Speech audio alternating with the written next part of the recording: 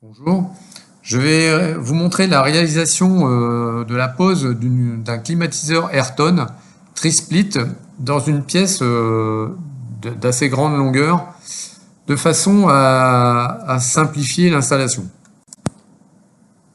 Alors je réalise un premier coffrage en rail alu de 70 que je fixe au plafond tout le long, mais également dans le mur de retour. J'ai déterminé l'emplacement des splits par rapport à la diffusion d'air dans ma pièce et je vais maintenant installer les plaques de placo à l'endroit de chaque split et préparer en fait le support du split de façon à passer les tuyaux dans ma goulotte et les faire ressortir et les attacher au split lui-même. J'ai appliqué la couche d'après et la peinture de finition avant d'installer les splits, de façon à ne pas devoir les redécrocher le jour où je termine mon coffrage. Alors, suivant les longueurs de mes tuyaux, de mes splits par rapport à mon unité climatiseur à l'extérieur, je vais avoir des longueurs de 4, de 6 à 10 mètres, et de pratiquement 16 mètres. Donc je vais jouer avec les tuyaux Ridiclim fournis par Ayrton qui sont soit de 4 ou 6 mètres. Donc je vais connecter ces différents tuyaux en utilisant des connecteurs que je vais passer bien sûr dans le coffrage et les faire ressortir côté climatiseur. Donc la grosse problématique, ce qui est le plus délicat, ça sera d'aller brancher ces tuyaux derrière les splits et d'accrocher les splits au coffrage. Donc pour gérer les condensats venant des splits, moi j'ai utilisé une autre méthode que les tuyaux fournis par Ayrton, les tuyaux souples cannelés utilisés pour les condensats. En fait, j'ai utilisé des tuyaux IRL qu'on utilise en électricité pour mettre autour des gaines en extérieur. Donc ces tuyaux, je les connecte et je les colle comme on fait avec des tuyaux de 40 d'évacuation. Et ça permet de gérer la pente sur des grandes longueurs puisque ces tuyaux sont rigides. Alors c'est à mon avis une très bonne astuce pour gérer le retour des condensats. Alors voilà un peu le sac de nœuds qu'on peut retrouver à la sortie qui traverse le mur vers l'unité du climatiseur.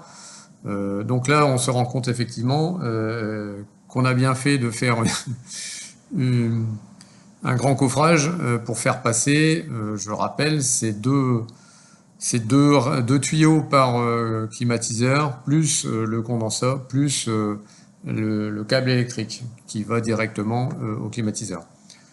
Donc prévoyez quand même d'avoir suffisamment de place et ne pas oublier que pour enlever le split, pour le décrocher ou faire son entretien, il faut garder du mou sur les tuyaux qui sont en cuivre et c'est pas facile non seulement de les fixer mais peut-être après de les enlever si on n'a pas laissé un peu de mou derrière les splits, et notamment dans le coffrage.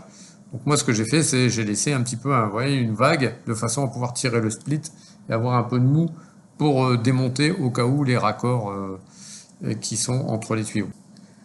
Alors voilà les tuyaux qui sortent à l'extérieur, hein. Ce sont deux tuyaux de cuivre par split.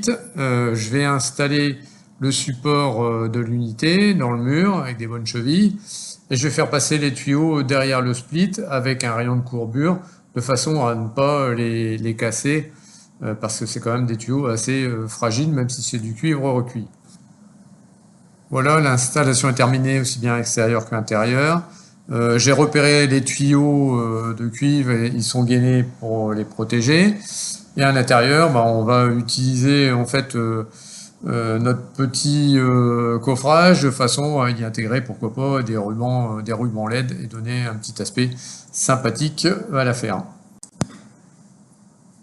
Alors bien sûr, installer une climatisation, le but, il n'est pas juste de se faire plaisir, mais de faire des économies d'énergie. Donc aujourd'hui, après plusieurs jours d'utilisation en octobre, donc avec un temps qui s'est rafraîchi, avec des températures là de 3-4 degrés le matin, j'ai pu faire ma consommation électrique. Alors je vais vous montrer les résultats de la consommation sur les 3 splits, donc une grande pièce de plus de 80 mètres carrés qui chauffe à 22 degrés. J'ai bien sûr installé les modules Wi-Fi sur chaque split, ça permet de les commander avec le smartphone en utilisant l'application Smart Life. Et j'ai également intégré un smart meter, c'est-à-dire un compteur branché Wi-Fi qui me permet de suivre mon évolution de consommation d'énergie. Et aujourd'hui, grosso modo, on peut considérer que pour des températures allant de 3-4 degrés le matin à 12-13 degrés l'après-midi, on est sur une consommation entre 2,50 € et 3 € par jour. Voilà, c'est ce qui est complètement raisonnable par rapport à un pellet ou du gaz ou même du fioul. Voilà, alors je reste à votre dispo si vous voulez plus d'informations sur ces mesures. À bientôt.